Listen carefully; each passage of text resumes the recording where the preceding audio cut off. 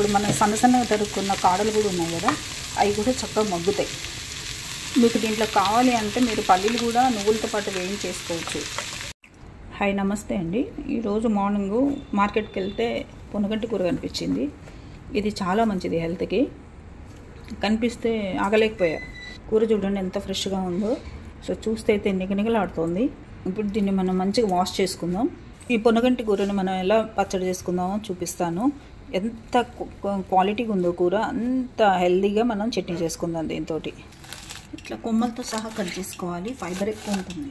పొన్నగంటి కూర చాలా కళ్ళకి దానికి మంచిది. స్టవ్ వెలిగిస్తున్నాం. 1 స్పూను శనగపప్పు, 1 స్పూను జీలకర్ర, 1 స్పూన్ మనం ధనియాలు వేసుకుందాం, 1 స్పూను నువ్వులు వేసుకుందాం. మీకు క్వాంటిటీ ఎక్కువ కావాలంటే మీరు కొంచెం ఇవి ఎక్కువ వేసుకోండి. కొంచెం 3 మెంబర్స్ ఉన్నారు, 4 మెంబర్స్ ఉన్నారంటే ఇవి చాలు. తగ్గించుకోండి స్టవ్. బాగా మంచి వాసన వస్తుంది. అయిపోయింది, తీసేద్దాం. స్టవ్ వెలిగించుకొని కొంచెం ఆయిల్ వేసుకోవాలి. ఒక 7-8 స్పూన్స్ పడుతుంది. నూనె కొంచెం వేడెక్కుతుంది అనగానే మనం ఒక 1/2 స్పూన్ మెంతులు వేసుకుందాం. ఇది కొంచెం గోల్డెన్ బ్రౌన్లోకి రాగానే మనం పచ్చిమిర్చి వేసేసుకుందాం. దీంట్లోనే వేసేసుకోవాలి పచ్చిమిర్చి. ఇప్పుడు మనం దీన్ని ఇట్లా తుంపుకున్న మిర్చి ఉంటుంది కదా, దీంట్లో ఇట్లా కరివేపాకు వేసుకున్నాం. కొంచెం ఎక్కువ వేసుకోండి కరివేపాకు. మంచిగా వేగినాయి చూడండి, కలర్ ఎలా మారినాయో. ఇప్పుడు వీటిని మనం తీసేసుకున్నాం. చింతపండు తీసుకుంటున్నాం అండి. ఇంత చింతపండు తీసుకోండి, చాలు, ఎక్కువ వద్దు. దీన్ని మనం కొంచెం కడిగేసుకొని నానబెట్టేసుకుందాం. చింతపండులో వాటర్ పోసుకోవాలి. మనం కడిగి తెచ్చుకున్న ఈ 3 టమాటాలని మనం తరుక్కుందాం. ఇలా టమాటాలు తరుక్కోవాలి. స్టవ్ వెలిగించుకొని ఇప్పుడు ఈ ఆకుకూర దీంట్లో వేసేసుకోవాలి. కడుక్కొని తరుక్కున్న ఆకుకూరని. చాలా చాలా బాగుంటుందండి పచ్చడి. దీంట్లో కొంచెం ఆయిల్ వేద్దాం. మళ్ళీ ఒక 7-8 స్పూన్స్ పడుతుంది ఆయిల్. ఇప్పుడు మనం సన్నగా తరుక్కున్న కాడలు కూడా ఉన్నాయి కదా, అవి కూడా చక్కగా మగ్గుతాయి. మీకు దీంట్లో కావాలి అంటే మీరు పల్లీలు కూడా నువ్వులతో పాటు వేయించేసుకోవచ్చు.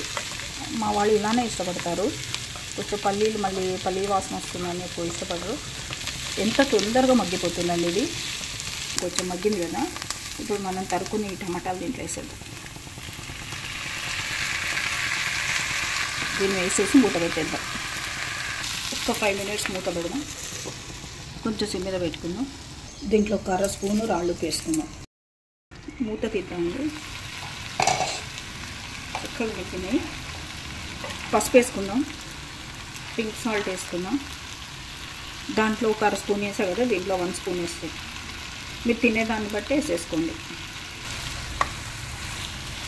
ఉడికింది, ఆఫ్ చేసుకుందాం. ఒక 2 నిమిషాలు దీని మీద ఉంచేసి ఇప్పుడు మనం ఇవన్నీ దీంట్లో వేసేసుకుందాం.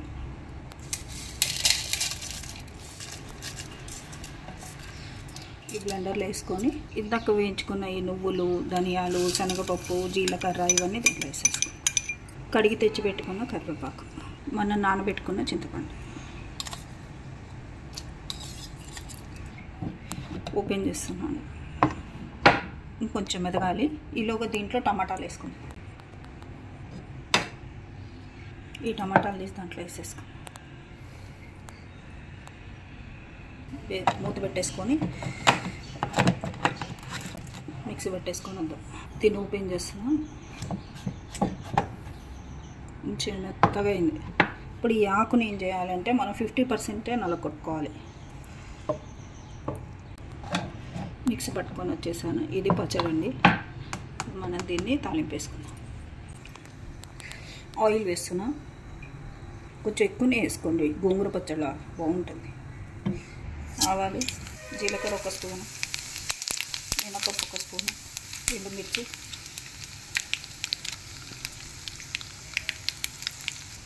కరివేపాకు. ఇప్పుడు ఈ చట్నీ దీంట్లో వేసేసుకున్నాం.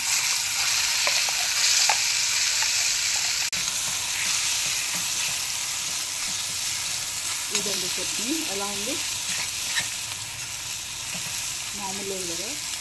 మీకు వీడియో చూస్తుంటే ఎలా ఉందో తెలియదు, కానీ నాకు చేస్తుంటే మాత్రం ఎప్పుడు తింటానా అనిపిస్తుంది. అంత బాగుంది పచ్చడి. లైక్ చేయండి, షేర్ చేయండి, సబ్స్క్రైబ్ చేయండి. Thank you.